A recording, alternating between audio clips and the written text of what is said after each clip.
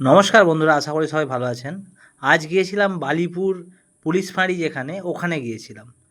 তো এ আমাদের আরামবাগ ফরেস্ট থেকে ফোন করে আমায় যে ওখানে নাকি একটি এ হনুমান অসুস্থ হয়ে গেছে।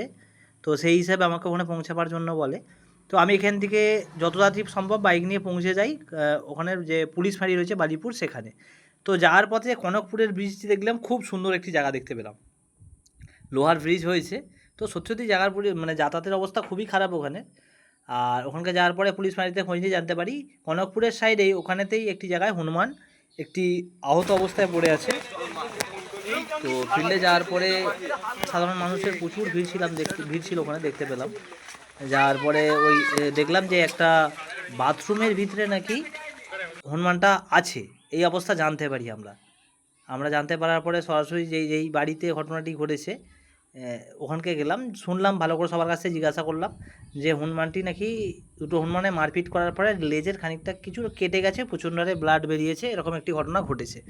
তো আমরা যথারীতি যাই, যে সে বাথরুমের ভিতরে বন্ধ অবস্থায় ছিল। তো বাথরুমের দরজা খোলার পরে আমরা জিনিসটা দেখি আর করি। কিন্তু তারপরে যখন আমরা দেখার পরে যে জিনিসটি আছে দেখে আমরা জাল যখন নিয়ে আসি, তখন যখন দরজাটা খুলি তখন কিন্তু একটা অন্য ঘটনা ঘটে যায়। আর এলাকায় প্রচুর মানুষের ভিতরে কিন্তু একটা আলাদা রকম উত্তেজনা সৃষ্টি হয়েছিল, যে একটি হনুমান ওরকম বাথরুমের ভিতরে রয়েছে, রক্তাক্ত অবস্থায় আছে, একটু হালকা কেটে কুটে গিয়েছিল। তো অনেকক্ষণই, প্রায় সকাল 10টা থেকে নাকি ওর ভিতরে ছিল। তো ভিতরে যে দেখলাম জল প্রচুর পরিমাণে, যেগুলো বালতিতে ছিল সেইগুলো ঘাটাঘাটি করেছে। তো অনেকক্ষণ থাকার পরে একটু কিন্তু সুস্থ ফিল করেছিল। তো তারপরে আমরা যখন জাল নিয়ে আরেকবার দেখি যে কেসটা কী হয়েছে, কোথায় ধরে নিয়ে যেতে হবে ক্যাম্পে, তখন কিন্তু যখন দরজাটা আমি খুলি তখন একটা অবাক কাণ্ড ঘটনা ঘটে যায়। ও তখন বুঝতে পারে নিজে নিজে না, মানে এত লোকের মানুষের ভিড় দেখে তো পালিয়ে যাওয়ার চেষ্টা করে। অলরেডি তখন সে সুস্থ থাকে, অলরেডি ওখান থেকে লাফ মেরে এক লাফে বেরিয়ে যায় আমাদের মাথার উপর দিয়ে প্রায়।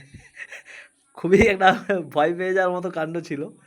তারপরে যথারীতি তাকে দেখি আমরা যে অসুবিধা নেই, সুস্থ আছে। তো সাময়িক যে মারপিট করার পরে যে আঘাতটুকু লেগেছিলো সেইটুকুনি, ওর জন্য কোনো প্রবলেম নেই। সাধারণ মানুষকে আশ্বস্ত করি আমরা। তারপর ওখান থেকে আমরা আমাদের টিম নিয়ে বেরিয়ে আসি। তো বাথরুমের ভিতরটা দেখলাম যে খানিকটা রক্ত পড়ে আছে, নাজের একটু খানিকটা কেটে গিয়েছিলো, কাট লেগেছিলো। তো সেই হিসেবেই আরেকটু ভয় পেয়ে গেছিলো, যে এই বীরের সঙ্গে মারপিট হয়েছিল, সেই বীরের ভয়েতেই বাথরুমের ভিতরে লুকিয়ে উনি বসছিল। যাই হোক, তারপরে সে তার রাস্তায় বেরিয়ে যায়। তো আমরা তারপর ওখান থেকে ফিরে আসি। আর সবাইকেই বলবো যে বন্যপ্রাণী সংরক্ষণ করতে হবে, বা ওদিকে বাঁচিয়ে যাতে বেঁচে থাকে সেই ব্যবস্থা করতে হবে, মানুষকে সেখানে সেইভাবে বোঝানো হয়। আর সবাইকে অসংখ্য ধন্যবাদ। এইভাবে আমরা দেখতে পেয়েছি হনুমানটা গাছের তলায় বসে আছে, রেস্ট করছিল। আর বেশি আমরা ঘাটাঘাটি করিনি, খানিকক্ষণ পরে সে চলে গেল। আর সবার কাছে অনুরোধ করব, ওয়াইল্ড লাইফ প্রাণী নিয়ে আপনাদেরকে সচেতন হতে হবে। বিভিন্ন রকম যে সমস্ত বন্য প্রাণী টিকে থাকলে তবেই আমরা টিকে থাকতে পারবো, নাহলে কিন্তু আমরাও আর টিকে থাকতে পারবো না। তারা আছে বলেই আজকে গোটা পরিবেশ সুস্থ আছে। সবাইকেই প্রয়োজন, এই পৃথিবী টিকে থাকতে গেলে সবাইকেই পৃথিবীর একসঙ্গে থাকতে হবে, মিলেমিশে থাকতে হবে। ধন্যবাদ সকলকে। আর যারা ভিডিওগুলো দেখেন সবাইকে অসংখ্য ধন্যবাদ। খুব ভালো লাগে আপনারা এইভাবে সাপোর্ট করছেন। ধন্যবাদ।